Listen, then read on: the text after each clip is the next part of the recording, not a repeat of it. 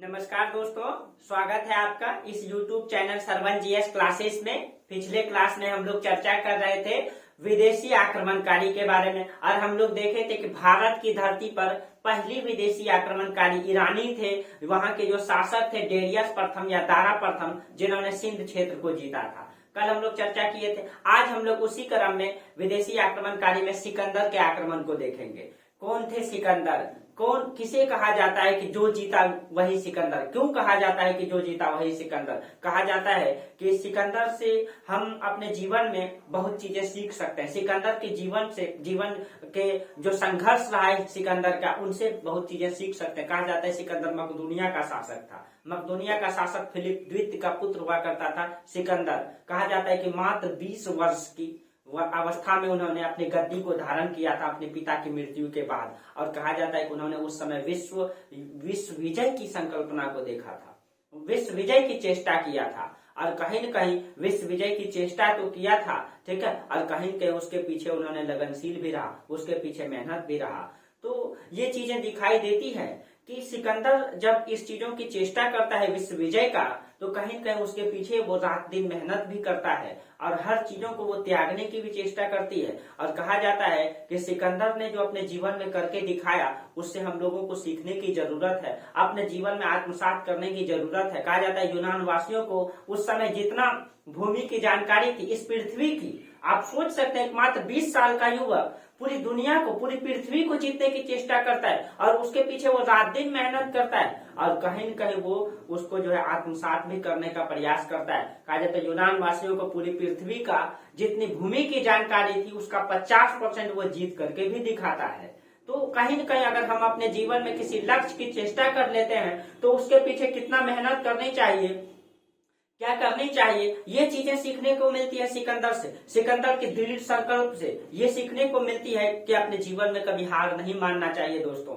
तो ये चीजें आज हम लोग देखेंगे। क्या वास्तविक में जो जीता वही सिकंदर था? क्या अपने जीवन में सिकंदर ने जितने युद्ध लड़े हैं क्या एक भी नहीं हारे हैं? इन सब चीजों को देखने का प्रयास करेंगे। सिकंदर वो योद्धा, वो वीर योद्धा जो मात्र 20 वर्ष का था और गद्दी संभाला था और पूरी दुनिया की विजय की चेष्टा की थी। आखिर क्या उसके अंदर खासियत था? क्या एक व्यक्ति पूरी दुनिया को जीतने की चेष्टा कर सकता है? अगर कोई व्यक्ति इतनी बड़ी लक्ष्य को पाने की चेष्टा करता है तो उतनी बड़ी ही उसको मेहनत करनी होती है, उतनी बड़ी त्याग देनी पड़ती है। तो हर चीजें, तो इन सब चीजों को जानेंगे आज सिकंदर के संघर्ष से। हम अपने जीवन में एक चीजें सीख सकते हैं कि जब कोई व्यक्ति किसी बड़े लक्ष्य की कामना करता है या चेष्टा करता है तो उसके पीछे कितनी संघर्ष करनी पड़ती है। ठीक है, चलिए हम लोग देखते हैं, पूरी जानकारी लेते हैं हम इसके बारे में एक मैप के साथ। ठीक है, चलिए हम मैप के साथ तैयार करते हैं इसको और आप लोगों को आप बेहतरीन कहानी बताते हैं। ठीक है, कहीं भी दिक्कत नहीं होगा आपको और ये कहानी आप कभी भी नहीं भूलिएगा। चलिए हम मैप के साथ इसको देखने का प्रयास करते हैं और आप लोग भी मैप बना लेंगे, कभी नहीं भूलेंगे आप लोग, ये मेरा वादा है। अगर आप लोग सही तरीके से मैप बना लिए तो आप लोग कभी नहीं भूलेंगे सिकंदर के जो आक्रमण रहा है। आप लोग एक मैप तैयार कीजिए। देखिए ये आपका रहा एशिया, एशिया तैयार कर रहे हैं हम। ये आपका इंडिया है। एक एक करके अभी चर्चा करेंगे। देखिए ये आपका इंडिया है, आपका चाइना है, ये कोरिया है आपका,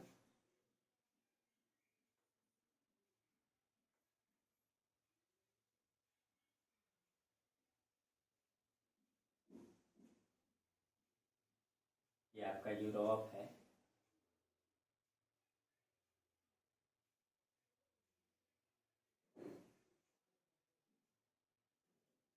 थोड़ा सा यूरोप को ठीक से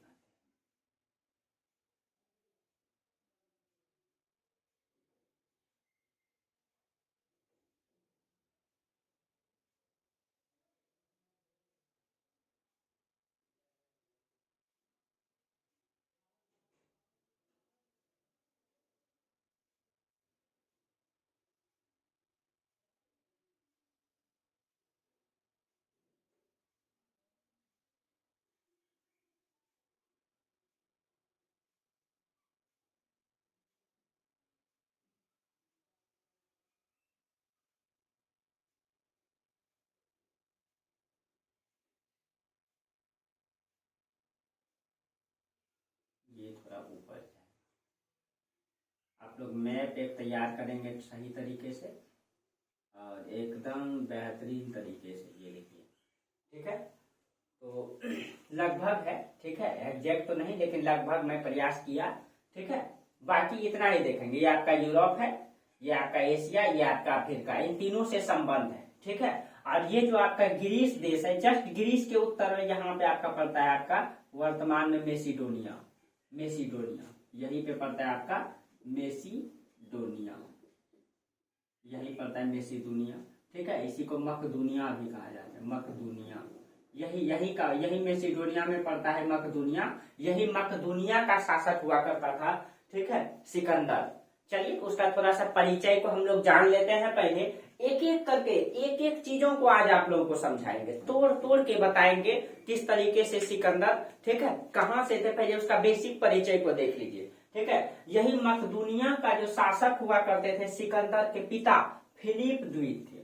तो आप यहाँ पे देखेंगे कि यही मकदूनिया के शासक हुआ करते थे, ठीक है। तो हम इसको यहाँ लिखते हैं, यहाँ लिखते हैं, ये आपका मकदूनिया है, ये मकदूनिया या मेसिडोनिया, ठीक है। ये वहां यहीं के शासक हुआ करते थे फिलिप द्वितीय, फिलिप द्वितीय यही, और ये इनका पिता थे, पिता फिलिप द्वितीय। इसी का फिलिप द्वितीय की पत्नी थी ओलंपियस, ओलंपियस, ओलंपियस।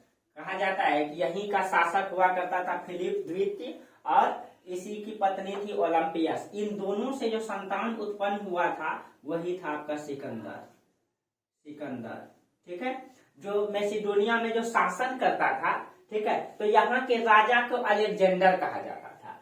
तो फिलिप द्वितीय जो है ये अलेक्जेंडर द्वितीय था। ये जो है जो मतलब कि अलेक्जेंडर के क्रम में, ये क्रम वाइज क्रम चलता था। तो ये फिलिप द्वितीय अलेक्जेंडर द्वितीय था, अलेक्जेंडर द्वितीय, जेंडर द्वितीय था ये। और उसका पुत्र सिकंदर जो हुआ ये अलेक्जेंडर तृतीय। तो सिकंदर को अलेक्जेंडर तृतीय भी कहा जाता है, अलेक्जेंडर तृतीय भी कहा जाता है, ठीक है, क्योंकि ये तीसरे क्रम के अलेक्जेंडर थे, शासक थे, ठीक है। और इसकी माता का नाम ओलंपियस है, ठीक है, ओलंपियस। तो इन दोनों की उत्पन्न जो संतान हुआ था सिकंदर, ठीक है। कहा जाता है कि सिकंदर का जो जन्म हुआ था, ठीक है, इसका बेसिक परिचय को पहले जान लीजिए। तो ये फिलिप द्वितीय पिता हो गए और ओलंपियस माता हो गई। ये आपका माता हो गई सिकंदर का और ये पिता हो गए सिकंदर का, ठीक है। और इनका जो जन्म हुआ था, कहा जाता है कि ये उस समय बीसी है, ईसा पूर्व की ये घटना है, ठीक है। 356 बीसी में उनका जन्म हुआ था, 356 बीसी में, 356 बीसी में उनका जो जन्म हुआ था ये मेसिडोन में हुआ था। वहां का जगह का नाम है पेला नामक स्थान में हुआ था इसका जन्म, मेसिडोन यूनान में, ठीक है। इनका जन्म कहाँ हुआ था, पेला नामक स्थान में हुआ था, ठीक है। वहां कहाँ पे, तो मेसिडोन में, मेसिडोन ये कहाँ पड़ता है, तो यूनान में पड़ता है, ठीक है, यूनान में, ठीक है।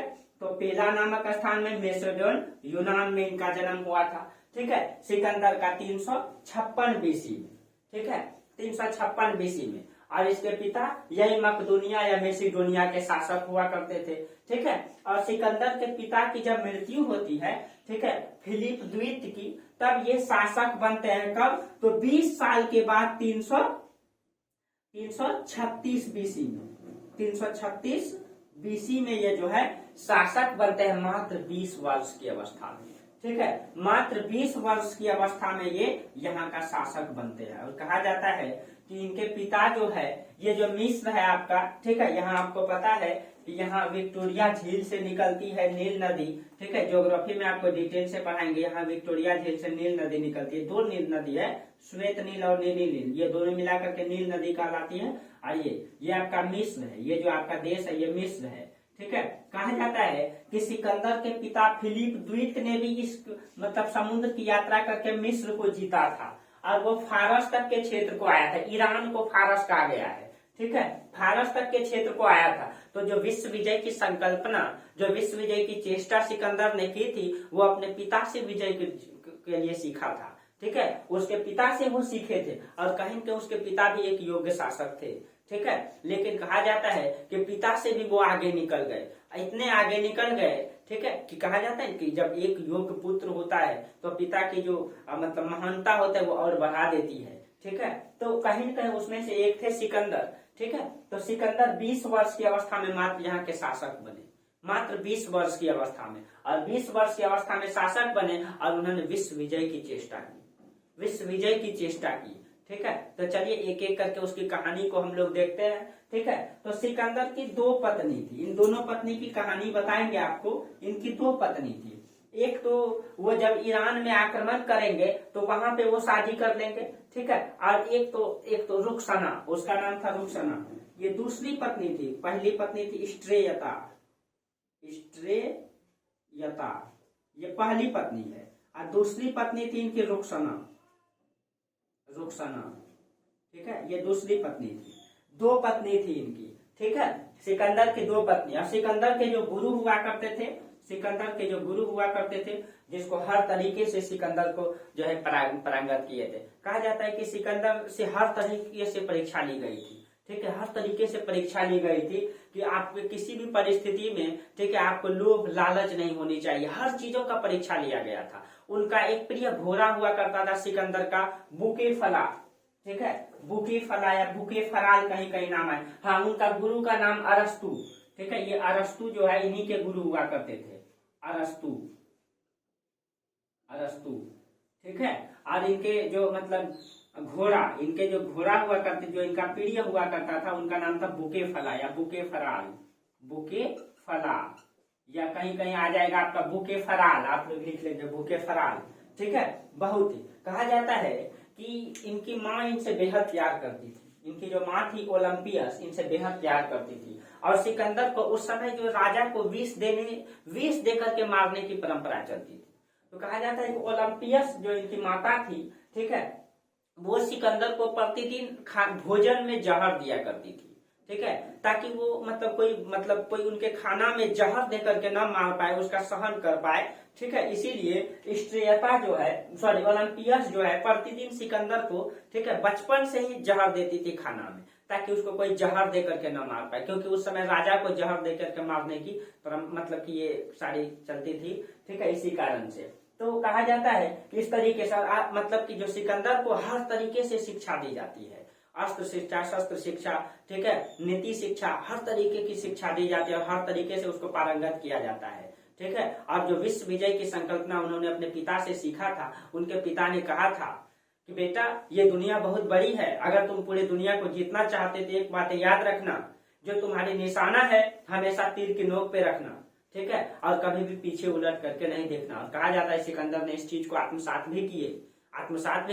हम अपने जीवन में बहुत बड़े बड़े सपना तो देख लेते हैं, लेकिन हम अपने जीवन में उसको आत्मसात नहीं कर पाते हैं, उतना मेहनत नहीं कर पाते हैं, तो कहीं कहीं कुछ चीजें कमी रह जाती है। ये सीखने को मिलेगा सिकंदर से, ठीक है। ये मतलब बहुत ही वीर योद्धा, मात्र 20 वर्ष में पूरी दुनिया को जीतने की चेष्टा जो रख सकता है, आप सोच सकते हैं कैसे योद्धा होंगे वो, ठीक है। तो ये था इनकी, ये थोड़ा बेसिक परिचय चर्चा किए। अब देखिए उन्होंने जो विश्व विजय करने की चेष्टा मतलब कि उन्होंने किया, तो उस समय ग्रीक के यूनान वासियों को जितना भी भूमि की जानकारी थी, कहा जाता है उसका उन्होंने 50% भूमि को जीत करके दिखाया, ठीक है। सच्चाई ये है दोस्तों कि वर्तमान का पूरे पृथ्वी का, ठीक है, 5% भूभाग को उन्होंने जीता था। अगर वर्तमान का लिया जाए, ठीक है, तो वर्तमान का 5% भूभाग को उन्होंने जीता था, 5% भूभाग को। और उस समय जितने यूनान वासियों को जानकारी थी उनके 50% भूभाग को उन्होंने जीता था। आप सोच सकते हैं, ठीक है, इतनी बड़ी भूभाग को जीता था उन्होंने, ठीक है। चलिए, तो उसके बाद कहा जाता है जिस समय मतलब कि सिकंदर ने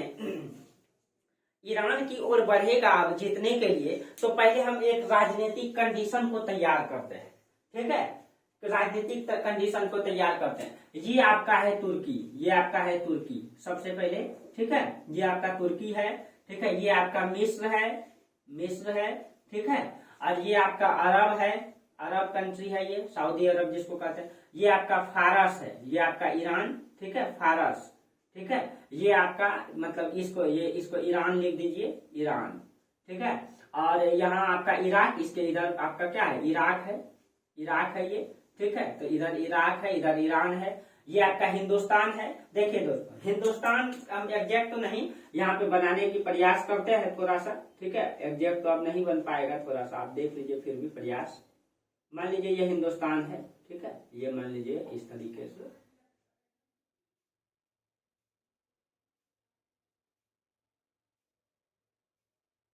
ये मान लीजिए हिंदुस्तान है, ठीक है। तो ये आपका यहाँ पे जो मगध है, अभी आपको पता है ये मगध का क्षेत्र है, ठीक है। अभी वहां चर्चा कर रहे हैं आपको, हर्यक वंश, इस्नाक वंश, नंद वंश में आ चुके हैं। यहाँ मगध में अभी नंद वंश की सत्ता है, नंद वंश। और नंद वंश का जो साम्राज्य है, ठीक है, वर्तमान में ये जो आपका सिंधु नदी है, ये आपका सिंधु नदी, तो सिंधु के साइड झेलम, चिनाब, रावी, व्यास, सतलज या सतलज नदी तक है, ठीक है। यहाँ पे सतलज नदी तक, ठीक है, सतलज। और दक्षिण में नर्मदा नदी तक, पूरब में इसकी बंगाल से सीमा लगती है, ठीक है। ये राजस्थान का कुछ इलाका, गुजरात इसके अंतर्गत नहीं है। बाकी इतना बड़ा साम्राज्य जो है ये नंद वंश में है। वहाँ यहाँ का वर्तमान शासक है घनानंद। अभी इसके बारे में आगे चर्चा करेंगे, ठीक है। घनानंद है, ठीक है। ये जो आपका फारस है, ठीक है, फारस है। तो यहाँ नंद वंश में शासक कौन है? घनानंद, घनानंद, ठीक है, घनानंद। देखिए इन सब चीजों का उल्लेख आएगा, इसीलिए थोड़ा सा फारस को इधर लिखते हैं छोटा सा, क्योंकि जगह कम है, ठीक है। तो यहाँ पे इधर करके लिख देते हैं, ये है आपका फारस, या इसी को आप ईरान कहते हैं, ठीक है, एकदम। इसके ऊपर में यहाँ पे है आपका तक्षशिला, ये है आपका तक्षशिला। और यहाँ पे यही अभी ही यही तक्षशिला का आचार्य हुआ करते थे वर्तमान में, ठीक है, कौन? तो कौटिल्य या विष्णुगुप्त, कौटिल्य, वही चंद्रगुप्त मौर्य का गुरु, या इसी को हम लोग विष्णुगुप्त या चाणक्य कहते हैं, विष्णुगुप्त, इसी को हम लोग चाणक्य भी कहते हैं, ठीक है। और यही देखिए, और इसके बाद जो है ये जो सिंधु नदी और झेलम नदी, ठीक है, तो सिंधु और झेलम, यहाँ पे जो सिंधु और झेलम नदी का क्षेत्र है, इन दोनों के बीच में जो शासन करते थे, ये तक्षशिला का शासक हुआ करते थे इस समय राजा आम्भी, ठीक है। तो आप यहाँ ध्यान में रखेंगे, यहाँ का जो शासक हुआ करते थे राजा आम्भी हुआ करते थे, राजा आम्भी, ठीक है, आम्भी। और उसके बाद ये जो आपका झेलम, झेलम और चेनाव के बीच, वो दोनों आप लोग मतलब लिखेंगे नहीं, यहाँ जगह नहीं है, आप लोग सुन लीजिए। झेलम और चेनाव के बीच जो शासन करते थे, यहीं के राजा हुआ करते थे राजा पौरस, राजा पौरस, ठीक है। और यहीं पे एक छोटा सा राज्य हुआ करता था, जहाँ का राजा हुआ करता था शिशुगुप्त, ठीक है। तो इधर हम लिख देते हैं, यहीं का एक छोटा सा राज्य था जिसका राजा था शिशुगुप्त, शिशुगुप्त, ठीक है, यही। तो याद रखना ये चीजें, ये यहाँ की राजनीतिक कंडीशन। यहाँ फारस, ये वर्तमान में जो फारस का राजा है, ठीक है, यहाँ पे वर्तमान में फारस का राजा है दारा तृतीय, दारा तृतीय, ठीक है। दारा फर्स्ट जो है भारत में आक्रमण किए थे, वर्तमान में राजा कौन है? दारा तृतीय है, ठीक है। कहा जाता है कि मेसिडोनिया में, ठीक है, मेसिडोनिया में सिकंदर का जो राज्यारोहण होता है, ठीक है, 336 बीसी में, वो 20 वर्ष की अवस्था में अपना राज्यारोहण करवाता है, यानी कि शासक बनता है अपने पिता की मृत्यु के बाद, ठीक है। पिता की मृत्यु के बाद जब वो शासक बना, तो उन्होंने विश्व विजय की संकल्पना को जाहिर किया, ठीक है, अपने अंदर में चेष्टा किया। उसके बाद वो कहा जाता है कि उनके पिता जो है मिस्र के क्षेत्रों का, कुछ क्षेत्रों में वो जीते थे, ठीक है, युद्ध किए थे, कई सारा युद्ध उसके पिता ने भी अपने जीवन में किए थे, और अपने पिता की मतलब की से ही उनको प्रेरणा मिली थी। तो कहा जाता है कि जब सिकंदर ये आपका जो यूनान है, ठीक है, ये मेसिडोनिया, मकदूनिया, यूनान, ठीक है, यहाँ से वो सिकंदर निकलते हैं। सिकंदर अपने कब? तो 300, याद रखिएगा, 336 बीसी में वो अपना राज्यारोहण करवाते हैं। उसके बाद वो यहाँ से अपनी सेना को लेकर के तुर्की की ओर बढ़ते हैं। सबसे पहले वो तुर्की को जीते, उसके बाद वो ईरान को जीते, ठीक है, ईरान को जीतते जीतते उसके बाद वो फारस की ओर आते हैं, ठीक है। कहा जाता है ना कि एक वीर योद्धा की साहस ही उसको जिताता है। सिकंदर ने अपने जीवन में कई सारे युद्ध अपने दृढ़ संकल्प से जीते, अपने साहस से जीते हैं। हम इनसे सीख सकते हैं कि हम अपने जीवन में कभी भी हम जो सपना देखते हैं, ठीक है, हम उनके पीछे दृढ़ संकल्प होकर के खड़े नहीं हो पाते हैं, ठीक है। तो कभी भी जीवन में हारना नहीं चाहिए, ठीक है, चाहे परिस्थिति कैसी भी हो, ठीक है, हम जीत सकते हैं, ठीक है। तो कहा जाता है कि सिकंदर ने जब ईरान को जीता, इराक को जीता, इराक के बाद जब ईरान तो अभी बता ही रहे हैं, ठीक है, यहाँ इराक तो है ही, इराक, ठीक है। तो इराक को जीतने के बाद जब वो ईरान की ओर यानी फारस की ओर बढ़ता है तो ये जो दारातिर्त है, कहा जाता है कि दारातिर्त का साम्राज्य बहुत बड़ा था। ये इतना बड़ा साम्राज्य था, अफगानिस्तान तक इसका साम्राज्य फैला हुआ था। इतने बड़े साम्राज्य का शासक हुआ करते, अफगानिस्तान तक इसका साम्राज्य था। ठीक है, ये कौन किसका? दारातिर्त का। तो ये बहुत बड़े शासक थे। कहा जाता है सिकंदर यहाँ से अपनी कुछ सीमित सेना लेकर के यहाँ आए थे, लेकिन वो तुर्की को जीते, वहां के नष्ट करके वहां की बहुत सारे सेनाओं को, बहुत सारी संपत्ति को लूट लिए। उसके बाद वो आगे बढ़े, इराक को जीते, इराक में भी बहुत सारे सेनाओं को लूट लिए, सेनाओं को अपने शामिल कर लिए। उसके बाद जब वो इराक आते हैं, फारस आते हैं, ठीक है, तो कहा जाता है कि यहाँ पे भी इनको, यहाँ दारातिर्त को जब सूचना मिलता है कि सिकंदर का आक्रमण होने वाला है, ठीक है, सिकंदर की आक्रमण होने वाले है, तो कहा जाता है कि ये दारातिर्त भी बहुत सारे प्लानिंग बनाते हैं इससे सिकंदर से लड़ने के लिए। कहा जाता है युद्ध बहुत दोनों के बीच में भीषण होता है। सिकंदर पराजित होने वाला था, सिकंदर जो है पराजित होने वाला था, लेकिन कहा जाता है कि देरियस या दारातिर्त जो शासक थे, उनके भाई से, सिर्फ भाई से ये उधर से मैसेज भिजवा देता है, ठीक है, कि हम आपसे संधि करना चाहते हैं, हम आपसे। सिकंदर मतलब सिकंदर की सेना हार रही थी, सिकंदर की सेना की बड़ी लंबी मृत्यु हो रही थी, लेकिन उस परिस्थिति में सिकंदर को लग रहा था कि युद्ध हार जाएंगे, लेकिन वो जो है उनके किला को चारों तरफ से घेरे हुए रहते हैं। ठीक है, कम सेना बची थी, लड़ते लड़ते बहुत सारे सैनिक इनकी मृत्यु हो रही थी, लेकिन कहा जाता है कि इनकी दृढ़ संकल्प ने इसको जिता दिया, इनके साहस ने इनको जिता दिया। ठीक है, इनके साहस ने इनको जिता दिया। कहा जाता है कि लड़ते लड़ते अब इनको लग रहा था हार जाएंगे, लेकिन उसी बीच में जो दारातिर्त थे उन्होंने, ठीक है, सूचना भेजवा देता है दूत से कि हम जो है कि राजा जो है आपसे संधि करना चाहती है, और इस प्रकार से, ठीक है, दारातिर्त से जो है वो संधि कर लेता है और वो ईरान को भी जीत लेता है। और कहा जाता है जब वो ईरान को जीतता है तो ईरान का दारातिर्त की पुत्री हुआ करती थी, ये जो आपका ओलंपिस्ट्रियता है, रुखसना है, सॉरी, ये इनकी इसी की पुत्री थी रुखसना, इसी की पुत्री थी रुखसना। ठीक है, जब वो यहाँ पे हाँ, तो याद रखिएगा कि दारातिर्त और सिकंदर के बीच जो युद्ध होता है, ठीक है, दारातिर्त वर्सेस सिकंदर के बीच, ठीक है, तो सिकंदर यहाँ से 336 बीसी में वो राज्यारोहण किए। उसके बाद जब वो इस विजय के लिए निकले, ठीक है, तो जब वो ईरान आए, ईरान आते आते इस समय उसका समय हो चुका था 331 बीसी, और यही इस दोनों के बीच में जो युद्ध होता है 331 बीसी में, उसको कहा जाता है अरबेला का युद्ध कहा जाता है। ठीक है, अरबेला का युद्ध। और इस युद्ध में सिकंदर जो है हार करके जीत लिए, ये जो है हार करके जीत लिया, दारातिर्त पराजित हो गए। तो दारातिर्त की पुत्री थी रुखसना, ठीक है, रुखसना इसकी पुत्री है ये। फिर रुखसना से सिकंदर जो है शादी करते हैं, ठीक है, बहुत लंबी समय तक रुकते हैं यहाँ पे, फिर मस्ती से, ठीक है, जाम वाम लगाते हैं, शादी वादी करते हैं, 1-2 साल तक यहाँ बिताते हैं, क्योंकि वो लंबे समय से, आप सोचिए कि 331 बीसी 336 में, यानी कि 5 साल हो चुका है उनका यहाँ तक आने में। ठीक है, उनकी सेना को घर छोड़ने से 5 साल हो चुका है। ठीक है, 336 बीसी में वो राज्यारोहण किए। उसके बाद जो वो विश्व विजय के लिए निकले तो ईरान तक आते आते, क्योंकि उस समय कोई हवाई जहाज नहीं हुआ करता था, पैदल सेना चलती थी, युद्ध को भी जीतना है, ठीक है, मतलब सब चीजें, खर्च वर्च सब रास्ता में ही चलता था, राशन पानी सब चीजें लेकर के चलता था। ठीक है, बाकी युद्ध को जब जीता तो जीत करके उनकी जो मतलब संपत्ति लूटी, उसी से उनका भरण पोषण चलता, और उसके बाद पैदल चलता रहता है इनकी सेना, घोड़ा के साथ कुछ पैदल सेना। ठीक है, इस तरीके से वो यहाँ तक आने में उनको 5 वर्ष लगा। उसके बाद वहां यहाँ जब जीत लेता है, कहा जाता है जैसे ही यहाँ ईरान को जीतता है, उसी समय तक्षशिला में, कहा जाता है ना कि बौद्धिकता हिंदुस्तान टुकड़ों में विभाजित था। और आपको भी पता है कि हिंदुस्तान की धरती पर जब जब विदेशी आक्रमणकारी हुए हैं, बस एक ही उनका लगभग विशेष कारण एक ही रहा है कि हिंदुस्तान में आपस में ही राजा लड़ रहे थे, आपस में ही टुकड़े में बटे हुए थे, और इनके आपसी मतलब गतिरोध ने ही हिंदुस्तान को गुलाम बनाया।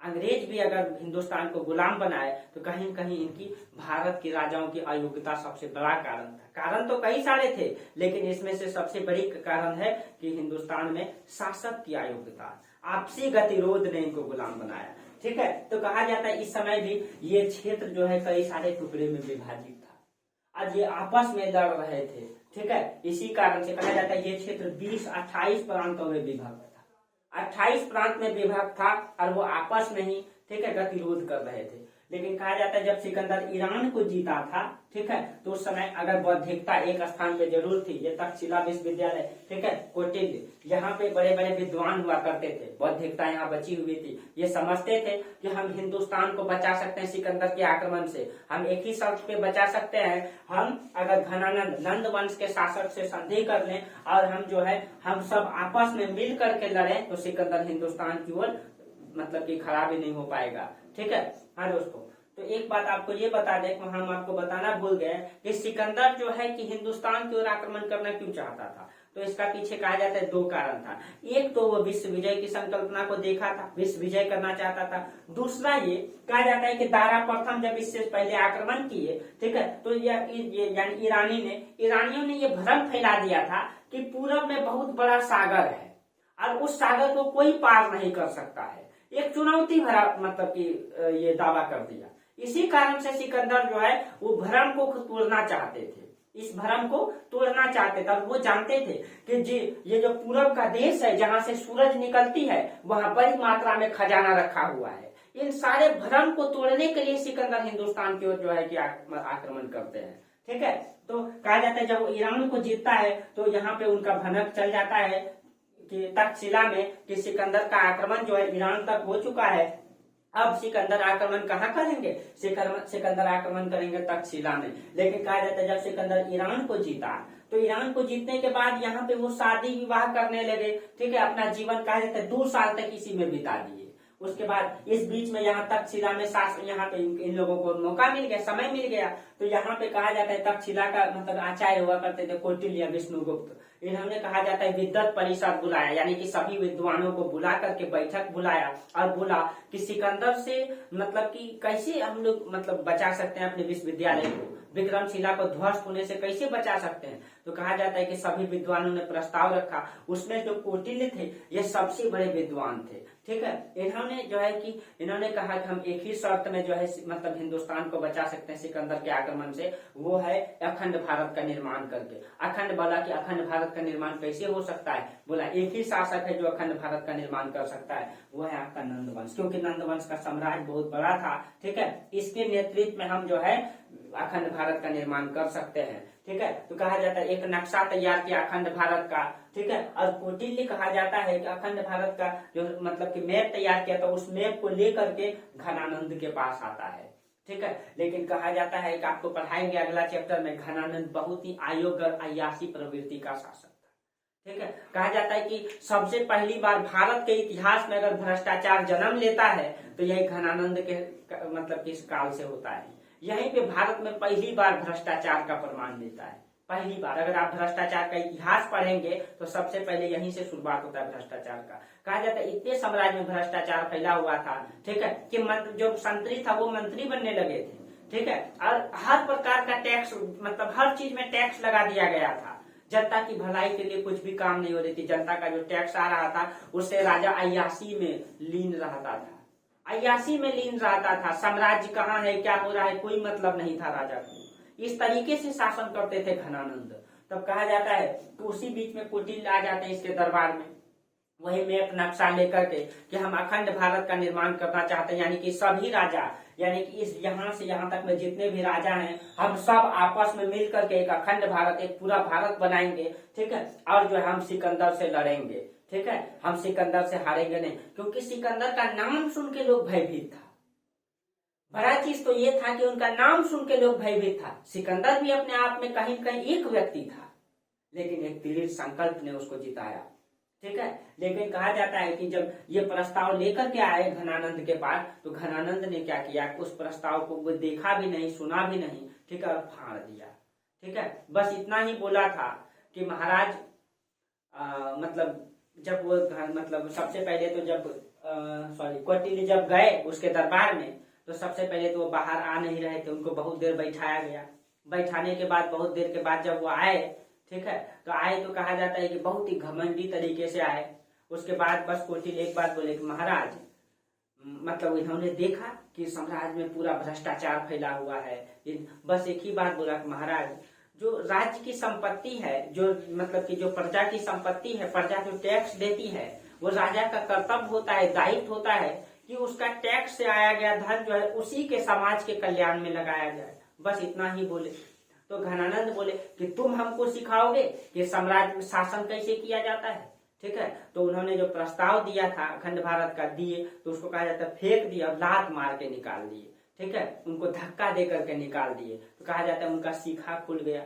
जब सीखा खुल गया तो उसी समय वो कसम खाए थे कि तुम हमको अपने दरबार से निकाले हो, हम कसम खाते हैं जब तक हम तुमको पूरे दरबार तुम्हारे साम्राज्य से नहीं निकाल देंगे तब तक हम अपनी सीखा नहीं बांधेंगे। ठीक है, इस तरीके से कसम खाते हैं वो। ठीक है, उसके बाद कहा जाता है वो यहाँ से निकल पड़ते हैं। उसके बाद इधर से सिकंदर का आक्रमण होगा। ठीक है, सिकंदर का आक्रमण होगा तक्षशिला में। कहा जाता है कि सिकंदर का आक्रमण जब तक्षशिला में हुआ, ठीक है, तो यहाँ का राजा जो है, ध्यान दीजिएगा, ये जो आपका सिंधु, झेलम और चिनाव, झेलम और चिनाव के बीच में राजा पौरस शासन कर रहे थे। ठीक है, सिंधु और झेलम के बीच में राजा आम्भी शासन कर रहे थे, जो तक्षशिला का शासक थे। ये तक्षशिला का शासक थे। ठीक है, तो ये थे। तो कहा जाता है कि राजा आम्भी और यहीं के राजा थे शिशुगुप्त। ठीक है, इन दोनों ने, कहा जाता है हिंदुस्तान अगर गुलाम हुआ है तो एक कारण ये भी रहा है कि तापसी गतिरोध और हिंदुस्तान की गद्दारी। ठीक है, कहीं कहीं मतलब हिंदुस्तान में जो मतलब अंग्रेजों ने भी हिंदुस्तान को अगर गुलाम बनाया तो कुछ गद्दारों के कारण बनाया। इस समय भी हिंदुस्तान में कुछ ऐसे हैं जो अपने इस वीर भूमि के लिए, इस धरती के लिए, कई सारे वीर योद्धा होते हैं, बलिदान दे देते हैं। ठीक है, लेकिन बहुत सारे ऐसे लोग भी हैं जो इस भूमि को गुलाम बनाने के पीछे पड़े रहते हैं। ठीक है, और आज भी वो है और पहले भी था, शायद आगे भी रहेगा। ठीक है, हम ऐसी कामना तो नहीं करते हैं, लेकिन हमारा इतिहास ऐसा है तो क्या कर सकते हैं। ठीक है, कुछ ऐसे लोग हैं, ठीक है, जो गांधी को भी पूछते हैं, नाथूराम गोडसे को भी पूछते हैं। तो सब विचारधारा के लोग होते हैं। ठीक है, हालांकि वो अलग चीजें हैं। ठीक है, तो कहा जाता है कि सिकंदर जब यहाँ, उसके बाद जब मतलब इस तरीके से घटना जब हुई, उसके बाद सिकंदर यहाँ आक्रमण करता है तक्षशिला में। ठीक है, तो यहाँ पे 331 बीसी में सिकंदर आक्रमण किए और यहाँ जो आक्रमण किए, हाँ एक बात आपको बता दें कि सिकंदर जब ईरान में आक्रमण किए थे, ईरान से तक्षशिला की जानकारी लेने के लिए उन्होंने एक व्यक्ति को भेजा था, अनीसोक्लिट्स को। ठीक है, याद रखिएगा, क्योंकि सिकंदर जानता था, सिकंदर बहुत ही चतुर था, बहुत ही चालाक था। देखिए, युद्ध सिर्फ मतलब ताकत से नहीं जीती जाती, बड़ी सेना से नहीं जीती जाती है, मतलब युद्ध तो नीति से जीती जाती है। बाबर के पास बहुत बड़ी सेना नहीं थी, हुमायूं हेमू से। ठीक है, लेकिन फिर भी बाबर ने हुमायूं को पराजित कर दिया था। ठीक है, हेमू नहीं दोस्तों, हुमायूं। ठीक है, सॉरी इब्राहिम लोदी। ठीक है, मिस्टेक हो गया, इब्राहिम लोदी से। ठीक है, बाबर और मतलब इब्राहिम लोदी जब आपको पढ़ाएंगे पानीपत का युद्ध के बारे में, ठीक है, तो उसमें बाबर की सेना बड़ी नहीं थी, लेकिन उसकी कूटनीति बेहतर थी। ठीक है, तो कूटनीति सबसे बड़ा चीजें होती है। कहा जाता है जब वो ईरान को जीता, तो ईरान को जब यहाँ पे जब सिकंदर रुके तो यहाँ से पहले तक्षशिला की जानकारी लेने के लिए वो भेजे थे एक व्यक्ति को, उनका नाम था अनीसोक्लिट्स। तो इधर हम लिख देते हैं। ठीक है, अनीसोक्लिट्स, इस व्यक्ति को भेजा था तक्षशिला की जानकारी लेने के लिए कि जाओ पता लगा करके आओ कि हम तक्षशिला में कैसे आक्रमण कर सकते हैं, क्या वहां कोई हमको साथ दे सकता है। यानी इन सब चीजों की जानकारी लेने के लिए वो ईरान को जीत करके मतलब अनीसोक्लिट्स को भेजा था। तो अनीसोक्लिट्स जो कहा जाता है यहाँ जब गया, ठीक है, तो कहा जाता है हिंदुस्तान में ऐसे मतलब गद्दार भी हुआ करते थे। कहा जाता है कि राजा आम्भी और शिशुगुप्त इन दोनों ने चंद पैसे की लालच में आकर के, ठीक है, सिकंदर को जो है आने का प्रस्ताव दे देता है। ठीक है, और कहा जाता है कि सिकंदर की सेना आगे नहीं बढ़ना चाहती थी, 5 साल हो गया था घर से आने से, वो आगे नहीं बढ़ना चाहती थी। लेकिन कहा जाता है कि 5 साल तक कोई भी व्यक्ति, ठीक है, अपने माता पिता बाल बच्चे को छोड़ करके 5 साल तक कैसे रहेगा। और बहुत सारी जब सेना की मृत्यु हुई थी, तो एक सेना की जब मृत्यु हुई तो सेना का साथी, जब उन मतलब किसी साथी का मृत्यु होता था तो उनको दुख तकलीफ होता था कि इनकी माँ, इनकी बच्ची कैसी रहती होंगे घर में, क्या सोचते होंगे कि वापस आएगा। तो इन सब चीजों से उनकी सेना हतोत्साहित हो चुका था, प्लस में जलवायु परिवर्तन हो चुका था। ठीक है, इन सब के कारण समस्या होने लगी थी सेनाओं में। लेकिन कहा जाता है फिर भी, ठीक है, वो सेना यहाँ तक तो आती है राजा आम्भी। अगर राजा आम्भी जो है यहाँ आता है, राजा आम्भी उनको खूब खिलाता पिलाता है, युद्ध में पूरा सपोर्ट करता है। तो यहाँ पे कहा जाता है राजा पोरस, राजा आम्भी और राजा शिशुगुप्त, ये 3 राजा हैं। ठीक है। राजा पोरस कहा जाता है, इन शिशुगुप्त, राजा आंधी और पोरस, इन तीनों में गतिरोध था। ठीक है। तो राजा पोरस को अभी तक समस्या नहीं थी, अभी तक समस्या नहीं थी कि सिकंदर आ रहा है, उससे कोई डर नहीं था राजा पोरस को। राजा पोरस को समस्या तो तब हो गई जब शिशुगुप्त और राजा आंधी ने, ठीक है, विदेशी को सपोर्ट कर दिया, विदेशी को सपोर्ट कर दिया। ठीक है। कहा जाता है ना कि जब दो व्यक्ति आपस में लड़ते हैं, ठीक है, तब तक तो ठीक है, आपस में बुराई करते हैं, लेकिन जब किसी दूसरे व्यक्ति को उसमें शामिल कर, किसी विदेशी को जब आपस में लड़ते हैं तो ठीक है, लेकिन किसी विदेशी को उस युद्ध में शामिल कर लेते हैं और उसको सपोर्ट कर देते हैं तो वो कहीं न कहीं गद्दारी हो जाती है। ठीक है। और वो कहीं न कहीं घातक होती है। तो ये इनका आपस में गतिरोध तो ठीक था, लेकिन उसके लिए इन्होंने मतलब कि सिकंदर को बुला लिया, ये कहीं न कहीं गलत था। ठीक है। तो कहा जाता है राजा पोरस को इनसे बहुत समस्या हो गई। ठीक है। राजा पोरस अकेले एक तरफ खड़े हो गए सिकंदर के खिलाफ। ठीक है। राजा पोरस अकेले एक तरफ सिकंदर के खिलाफ खड़े हो गए और कहा जाता है कि फारस के बाद 326 बीसी में वो भारत में आक्रमण करता है, 326 बीसी में। ठीक है। 326 बीसी में पहले तो वो राजा आंधी के पास आता है। राजा आंधी जो है डायरेक्ट उनके प्रस्ताव को मतलब कि रख लेता है। ठीक है। और सिकंदर की अधीनता स्वीकार कर लेती है, सिकंदर की सेना को पूरा तरीके से सब चीजें सपोर्ट करती है, खाना पीना सब व्यवस्था करा देती है। इससे जो है उनकी सेना को आसान हो जाती है। फिर भी कहा जाता है कि सिकंदर की सेना जब ये झेलम नदी के सिंधु नदी को पार करके झेलम नदी के पास आया, ठीक है, तो हम इधर बताते हैं, ये आपका सिंधु नदी है, ये आपका है सिंधु नदी। ठीक है। सिंधु की सहायक इस तरह से झेलम, चेनाब, ठीक है, झेलम और चिनाब, इन दोनों, ये आपका झेलम है और ये आपका चिनाब है, ये आपका चिनाब है। इस ये क्षेत्र में जो है शासन करते थे पोरस। ठीक है। आंधी इस क्षेत्रों में शासन करते थे, आंधी। ठीक है। आंधी इस क्षेत्रों में शासन करते थे। ठीक है। तो कहा जाता है इन दोनों के बीच में, तो राजा आंधी के पास तो सिकंदर आ गए, अब उनको आगे बढ़ना था वहां से। अब जब आगे बढ़ते यहाँ राजा पोरस थे। ठीक है। कहा जाता है कि उनकी सेनाओं को घर से आने से लगभग 10 वर्ष हो चुका था। उनकी सेनाओं को अब होम सिकनेस की समस्या हो गई थी। ठीक है। होम सिकनेस की समस्या हो गई थी, घर की याद आ रही थी, जलवायु परिवर्तन हो रहा था, उनकी तबियत बिगड़ती जा रही थी। इन सब कारण से उनकी सेना जो है हतोत्साहित हो जाता है। अब प्लस में कहा जाता है कि उस समय मतलब कि बारिश का मतलब मानसून का समय था, बारिश का मौसम था। ठीक है। ये जो झेलम नदी है ये उफान पे था उस समय, और इस नदी के उफान को देख करके उसकी सेना और हतोत्साहित हो जाती है और वो बिल्कुल मतलब कि आगे बढ़ने से मना कर देती है, आगे बढ़ने से बिल्कुल मना कर देती है। ठीक है। एक सैनिक टुकड़ी था मतलब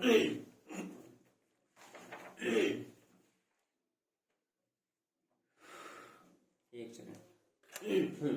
तो कहा जाता है एक सैनिक टुकड़ी था, उसका नाम था क्वाइनास के नेतृत्व में। ठीक है। एक सैनिक की टुकड़ी ने क्वाइनास इसी के नेतृत्व में उसकी सैनिक टुकड़ी ने जो है युद्ध लड़ने से इनकार कर देता है, यानी कि वो पोरस से युद्ध लड़ने से बिल्कुल इनकार कर देता है, वो आगे बढ़ने से इनकार कर देता है। उनकी तबीयत बिगड़ती जा रही थी, जलवायु मतलब परिवर्तन था यहाँ पे। ठीक है। होम सिकनेस 10 साल हो गया था घर से आने से। ठीक है। इसलिए वो आगे बढ़ना ही नहीं चाहती थी। लेकिन कहा जाता है ना कि सिकंदर किसी भी हाल में, ठीक है, किसी भी हाल में इतनी दूर पहुंचने के बाद सैनिकों की नाराजगी के कारण, सैनिकों के कारण युद्ध हारना नहीं चाहता था। और कहा जाता है ना वो बेहतर योद्धा वही होता है जो अपने परिस्थिति को देख करके निर्णय लेती है, अपने परिस्थिति को देख करके निर्णय लेती है, वही मतलब कि वीर योद्धा कहलाता है। कहा जाता है यहाँ पे सिकंदर जो है अपनी सेना में उत्साह भरता है, मोटिवेट करता है। ठीक है। पूरा तरीके से, और वो वहां पे 9 अग्निवेदियों का निर्माण करता है, वो अग्नि देवता का पूजा करता है और उन्होंने उसमें यूनानी देवता का पूजा करता है और पूरे सैनिकों को उत्साह भरता है कि जो मतलब कि यूनानी देवता यानी कि धर्म के मतलब कहीं भी धर्म यानी युद्ध को वो धर्म से जोड़ देता है। बाबर भी जो अगर पानीपत की युद्ध जीता था तो कहीं न कहीं वो जिहाद का नारा दिया था, जिहाद का नारा दिया था कि अगर हम युद्ध के मैदान में अगर पीछे हट जाते कि हमारा धर्म के खिलाफ है, धर्म के खिलाफ है, वो जिहाद का नारा दिए थे और वही मतलब कि कहीं कहीं युद्ध को वो धर्म से जोड़ दिए थे। और यही चीजें सिकंदर यहाँ किए थे। सिकंदर भी कहा जाता है कि इस युद्ध को उन्होंने धर्म से जोड़ दिया और कोई भी व्यक्ति, कोई भी सेना अपने धर्म के खिलाफ नहीं जाना चाहता है। इसी कारण से कहा जाता है कि सैनिक में फिर से एक नई उत्साह जग जाती है, नई मतलब की ऊर्जा आ जाती है और वो लड़ने के लिए फिर से तैयार हो जाते हैं। एक बेहतर योद्धा वही होता है दोस्तों, ठीक है, जो मरे हुए सैनिकों में जान डाल देती है, और वही चीजें दिखाई देती है सिकंदर में। इसीलिए सिकंदर को मतलब विश्व विजेता के रूप में जाना जाता है। इतनी बड़ी पूरी दुनिया में एक बड़ी सेना नायक के रूप में जाना जाता है सिकंदर को, ठीक है। और अपने जीवन में एक भी युद्ध नहीं हारे सिकंदर। कारण तो यही था कि किसी भी परिस्थिति में वो पीछे नहीं हटते थे, दृढ़ संकल्प होकर के वो खड़े रहते थे। 10 साल हो गया था घर से निकलते हुए, फिर भी वो हारे नहीं, ठीक है। और कहा जाता है कि राजा पौरस से जो है, ठीक है, झेलम नदी को वो पार नहीं करनी चाहती थी उनकी सेना। यहाँ उफान पे था ये नदी, लेकिन फिर भी उनकी बातों को सुन करके, ठीक है, इनकी सेना में एक नई ऊर्जा, नई जोश आ जाती है, ठीक है। और कहा जाता है इधर भी राजा पौरस हिंदुस्तान का एक अकेला शासक, कहा जाता है कि राजा अम्बी, राजा शिशुगुप्त, ठीक है, ये दोनों रहता है, सिकंदर का साथ देता है, लेकिन राजा पौरस जो अकेले, ठीक है, युद्ध के मैदान के लिए ललकारता है। कहा जाता है कि सिकंदर ने पौरस के पास एक व्यक्ति को भेजा था, ठीक है, लेकिन उनका नाम तो एक व्यक्ति को भेजा था दूत के रूप में, ठीक है। तो कहा जाता है कि उन्होंने राजा पौरस ने कहा कि जाओ सिकंदर को बोल देना कि हमारी उनकी मुलाकात जो है युद्ध के मैदान में होगी, ठीक है, यानी कि हम पीछे हटने वाले नहीं हैं, ठीक है। नहीं, बस सिर्फ नाम से, सिकंदर के नाम से बहुत सारे सैनिक हट जाते थे। लेकिन कहा जाता है राजा पौरस ने अपनी मतलब भूमि को बचाने के लिए, कहीं कहीं हम ये तो नहीं कर सकते कि भारत मतलब कि राष्ट्रीयता की भावना है, लेकिन अपनी भूमि को बचाने की भावना जरूर है उसमें, कि हम अपनी भूमि को अपने मरते दम तक मतलब कि बिकने नहीं देंगे, ठीक है, बदनाम होने नहीं देंगे।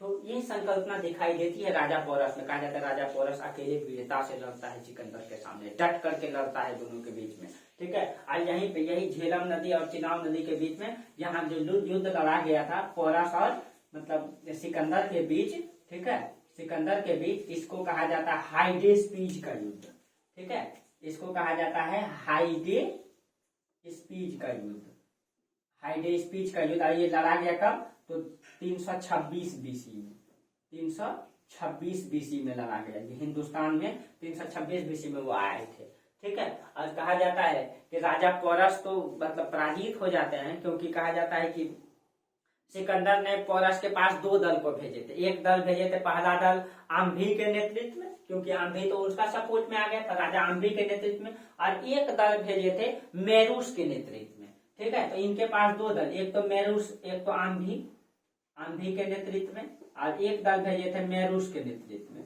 ये मेरूस कहा जाता है कि ये मेरूस जो है, ठीक है, मेरूस पौरस का ही सपोर्ट करता था, अंदरूनी तरीके से मेरूस पौरस का ही सपोर्ट करता था। लेकिन कहा जाता है कि जब तक मेरूस युद्ध के मैदान में पहुंचता तब तक पौरस हार चुका था, ठीक है, अकेले लड़ता था एक तरफ से, इतनी बड़ी सेना, ठीक है, और एक तरफ अकेले पौरस, ठीक है। फिर भी कहा जाता है कि नाको दम चना चबा दिया था, ठीक है। मतलब इस तरीके से कहा जाता है कि उनकी वीरता को देखता है सिकंदर तो आश्चर्यचकित हो जाता है कि एक अकेले योद्धा कैसे उतनी बड़ी सेनाओं के साथ लड़ सकता है। फिर भी कहा जाता है कि पौरस हार नहीं मानता है।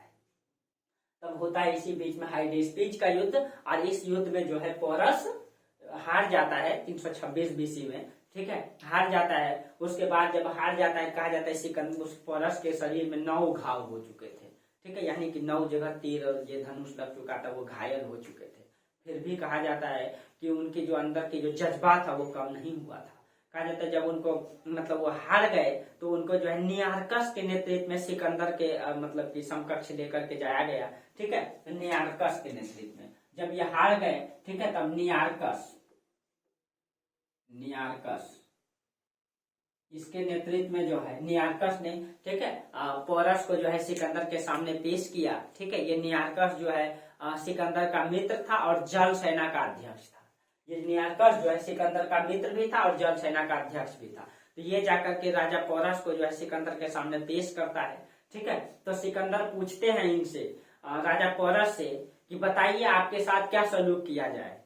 तो इधर से पौरस जवाब देते हैं कि एक वीर योद्धा एक योद्धा के साथ जो सलूक कर सकता है आप वो मुझे मेरे साथ भी करें, ठीक है। तो कहा जाता है उनके जवाब को सुन करके सिकंदर जो है, ठीक है, उनकी वीरता को देख करके उनसे बेहद प्रभावित होता है, ठीक है। क्योंकि कहा जाता है एक योद्धा के साथ किस तरीके से सम्मानित करेगा, किस तरीके से पेश आएगा, ठीक है, वो योद्धा ही बताएगा। ठीक है, ये इस तरीके से वो मतलब उनसे बात करता है। कहा जाता है कि सिकंदर जो है उनसे बहुत प्रभावित होता है।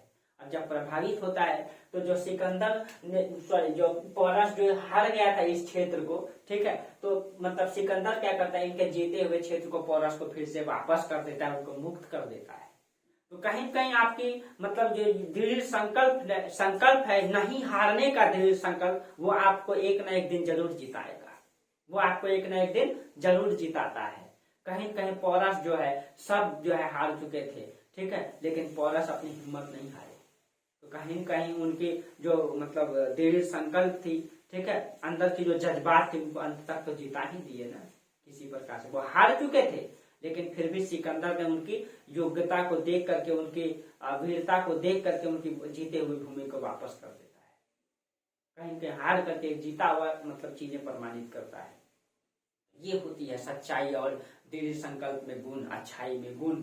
ठीक है, उसके बाद कहा जाता है तक्षशिला में भी आक्रमण हुआ, तक्षशिला को नष्ट किया गया, बहुत सारा चीजें, वहां के विद्वानों ने लड़ाई लड़ी। ठीक है, उसके बाद सिकंदर जो है, हाँ इसके अलावा जो है और कुछ चर्चा कर दें आप लोगों को। ठीक है, आपको इतिहास में सिर्फ पोरस के बारे में बताया तो जाता है, ठीक है, लेकिन यहाँ पे बहुत सारे छोटे छोटे कबीला थे जिन्होंने युद्ध लड़े थे सिकंदर से, उसको इतिहास में नहीं दिखाया जाता है।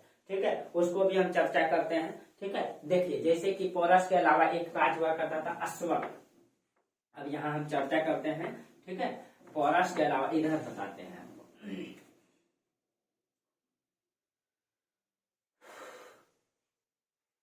अब देखिए पोरस के अलावा एक राज्य हुआ करता था आपका अश्वक।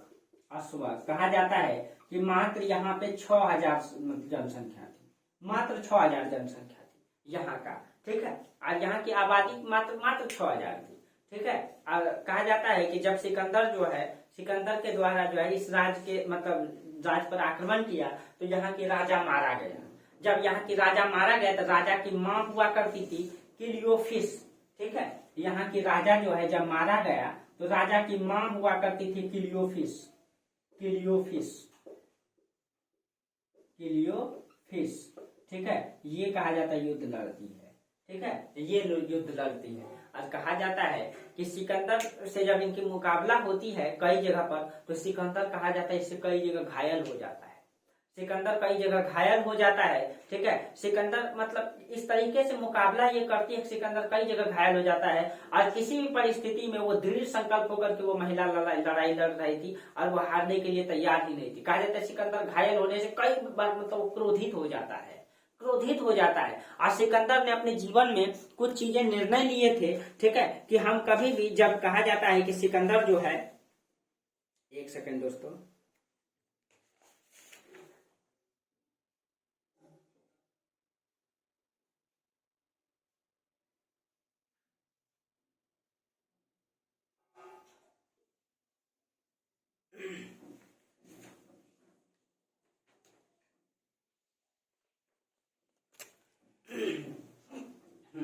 चलिए, हाँ, जब क्लियोफिस से लड़ता है तो क्लियोफिस से लड़ने के दरमियान में सिकंदर कई जगह घायल हो जाता है। और कहा जाता है जब सिकंदर ने ईरान को जीता था, फारस को जीता था, तो उन्होंने एक कसम खाई थी कि हम किसी भी राज्य का विजय रात्रि के पहर में नहीं करेंगे, क्योंकि रात्रि के पहर में किसी भी दुश्मन को पराजित करना वो कायरता होती है। ठीक है, तो कहा जाता है यहाँ पे उन्होंने सभी युद्ध के नियम तोड़ डाले थे। कहा जाता है कि यहाँ की सभी महिलाओं को वो मरवा देता है, सभी नियम तोड़ दिए थे वो। इस तरीके से क्रोधित हो गए थे सिकंदर की। ठीक है, और अंततः जो है क्लियोफिस जो है लड़ती हुई मतलब मर जाती है, लेकिन वो हारती नहीं है, सिकंदर को कई जगह घायल कर देती है। ठीक है, तो क्लियोफिस, तो ऐसे भी कबीला थे दोस्तों, ठीक है, जो अपनी मातृभूमि के लिए, अपनी भूमि के लिए, ठीक है, प्राण देने को निछावर हुआ करते थे, तैयार हुआ करते थे। ठीक है, और दो गणराज्य हुआ करते थे यहीं पे छोटे, एक था मालव और एक था शूद्रक। ठीक है, यहाँ पे और क्लियोफिस के अलावा, अश्वक के अलावा दो गणराज्य हुआ करते थे, दो गणराज्य हुआ करते थे। ठीक है, एक है आपका मालव, एक था शूद्रक। ये दो राज्य थे। ठीक है, मालव और शूद्रक। ठीक है, यहाँ पे कहा जाता है कि ब्राह्मणों ने मतलब सिकंदर से युद्ध लड़ा था।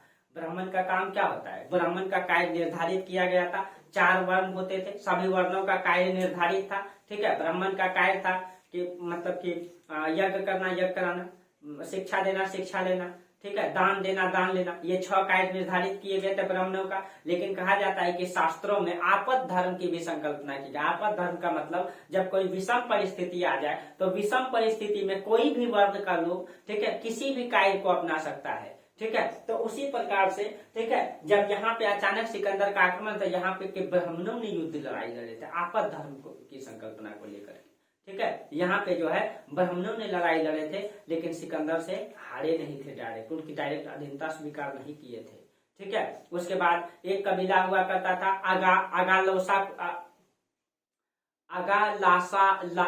अगालासोई कबीला, ठीक है, अगालासोई कबीला। एक और कबीला थे अगालासोई, ये अगालासोई कबीला थे, ठीक है। अगालासोई कहा जाता है कि इस कबीले में जब सिकंदर ने हमला किया तो यहाँ जितने भी महिलाएं थी, ठीक है, जितने भी बच्चे थे, उन सभी ने सामूहिक रूप से आत्मदाह कर लिया, ठीक है, सामूहिक रूप से आत्मदाह कर लिया, यानी कि अपने सम्मान को बचाए रखने के लिए, ठीक है, वहां की महिलाओं ने एक प्रकार से जोहर व्रत कहा जाता है इसको, ठीक है, सामूहिक रूप से जब महिलाएं आग में आत्मदाह कर लेती है तो इसको जोहर व्रत कहा जाता है। अपने सम्मान को बचाने के लिए, ठीक है, इन महिलाओं ने, ठीक है, सभी बच्चों ने आत्मदाह कर लिए थे, ठीक है। पद्मावत में यही दिखाया गया है आपका, ठीक है। उसके बाद एक और कबीला हुआ करते थे नीसा कबीला, ठीक है, एक और कबीला हुआ करते थे नीसा कबीला, ठीक है। कहा जाता है कि नीसा कबीला ने जो है कि कहते हैं ना दोस्तों कि हिंदुस्तान जो है कि वीरों की धरती से खाली नहीं है, लेकिन धोखेबाजों की भी तो हिंदुस्तान में कमी नहीं है। इन धोखेबाजों के कारण ही तो हिंदुस्तान गुलाम हुआ है, ठीक है।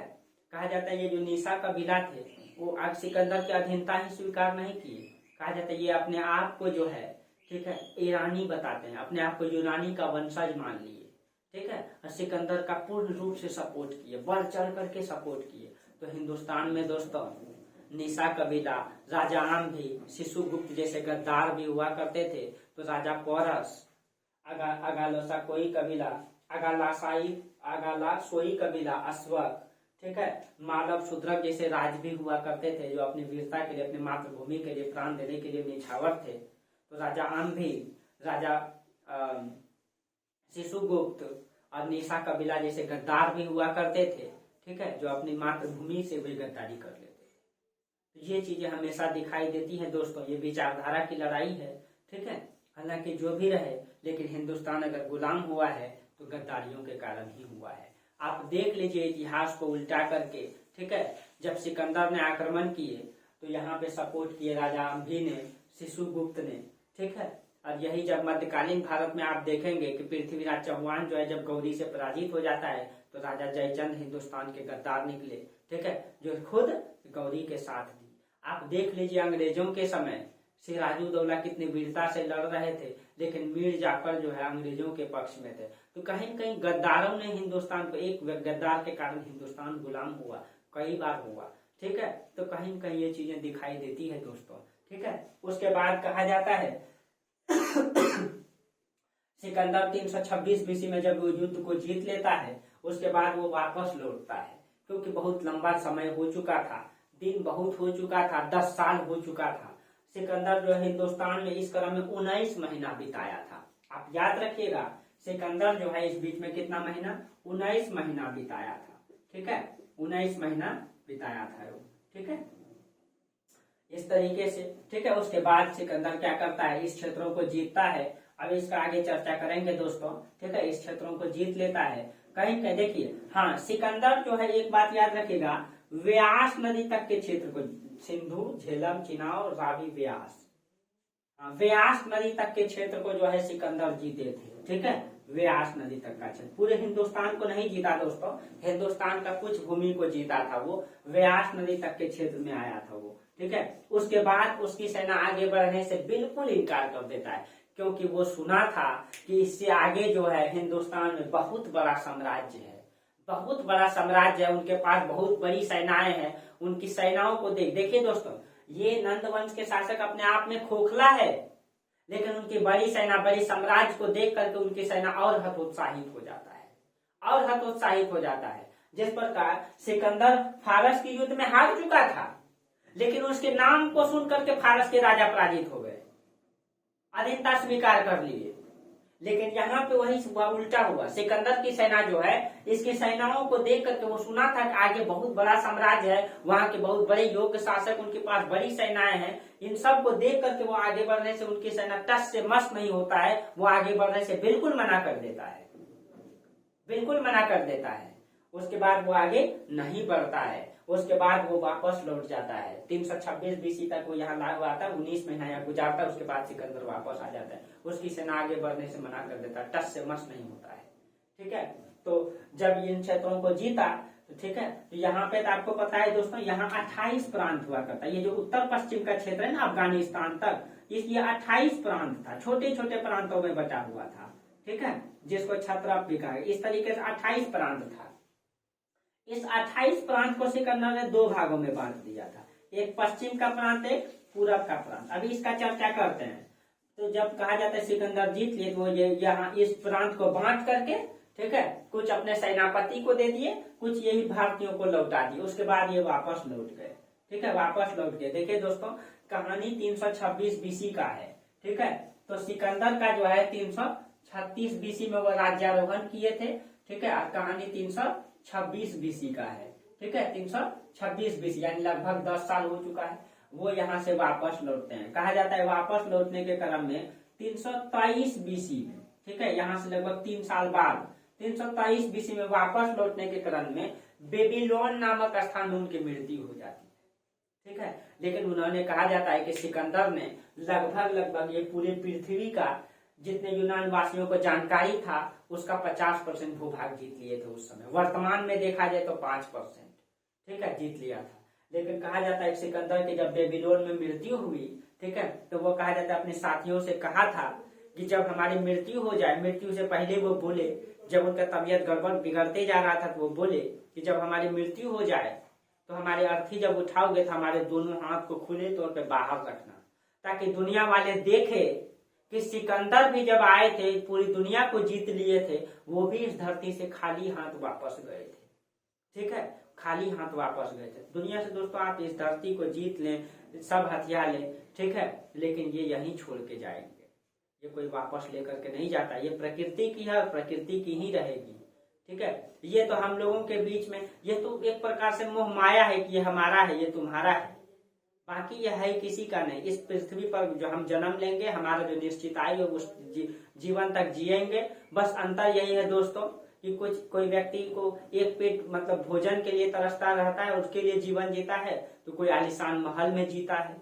बस अंतर यही होता है कि कोई आलीशान महल में जीता है, कोई झोपड़ी में जीता है। किसी को एक पेट भोजन नहीं मिलता है, कोई, आप समझ ही रहे हैं, आलीशान जिंदगी जीता है। ठीक है, लेकिन हाँ दोस्तों, चाहे कुछ भी रहे, लेकिन इस धरती पर जो आया है वो एक न एक दिन जाता है और कुछ लेकर के नहीं जाता। इस धरती का है और इसी पे रह जाएगा।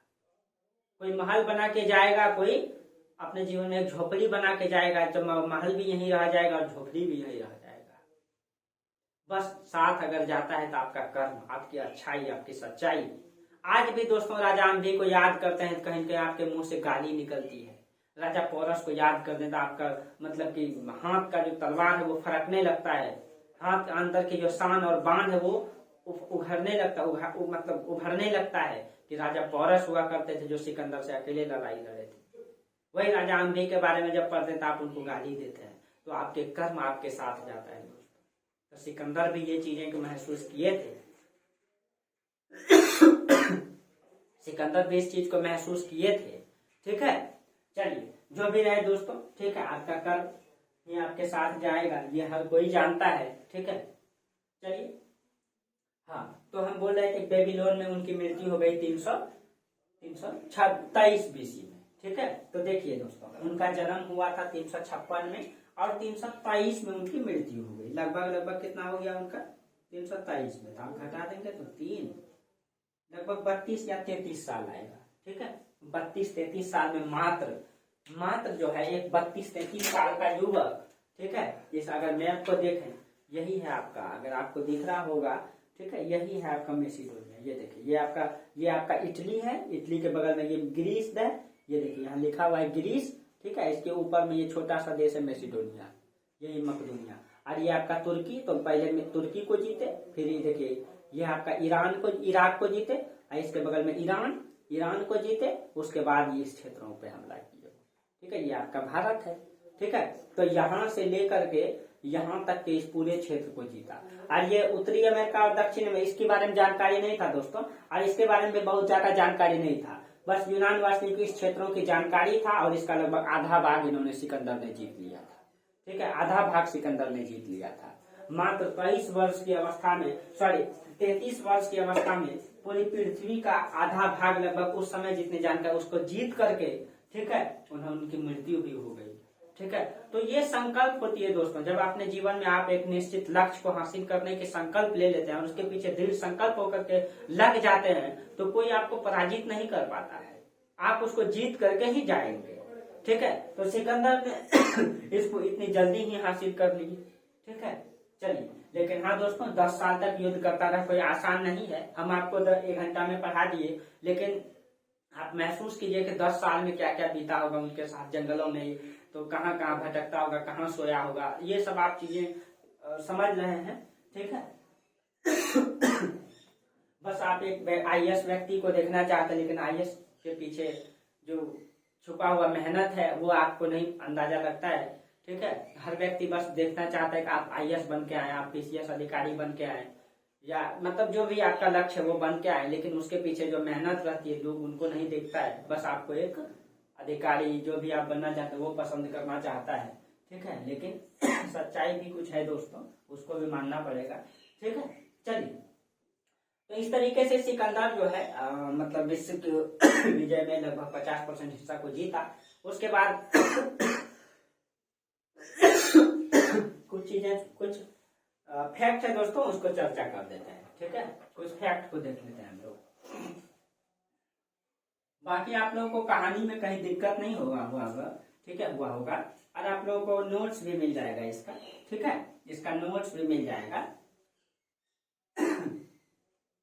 माइक जल्द ही व्यवस्था कर लेंगे दोस्तों, थोड़ा आवाज में प्रॉब्लम तो होती है, लेकिन माइक का व्यवस्था हम कर लेंगे।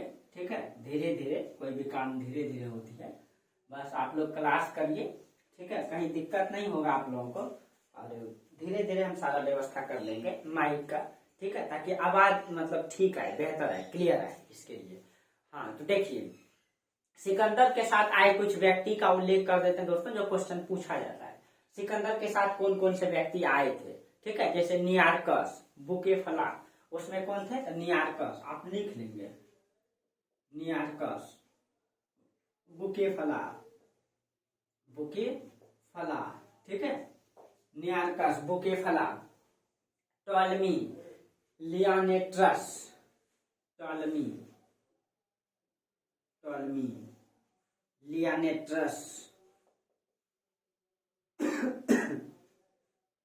लियानेट्रस, उसके बाद पेडियस,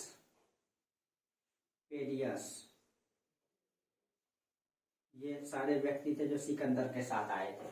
पेडियस, उसके बाद अनिसोक्रिट्स, अरिस्टोबुलस, अरिस्टोबुलस।